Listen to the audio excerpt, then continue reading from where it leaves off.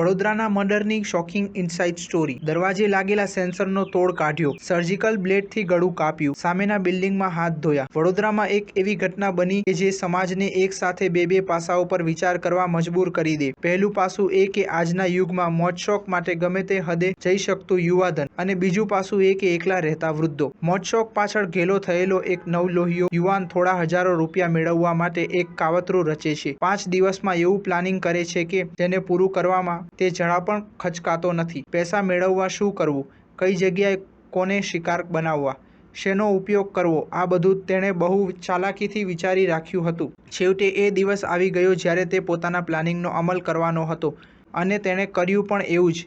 તેની રૂપિયાની આ ભૂખ એક નિર્દોષ વૃદ્ધાની હત્યાનું કારણ બની, અને અંતે એ યુવાન જેલના સળિયા પાછળ પહોંચી ગયો। 19મી મે રવિવારના રોજ વડોદરાના તરસાલી શુસેન રોડ પર આવેલા ભાઈલાલ પાર્ક ટેનામેન્ટમાં 70 વર્ષીય સુખજીત કૌરની નિર્મમતાથી હત્યા થઈ જાય છે, અને પોલીસ આરોપીને શોધવામાં લાગી જાય છે।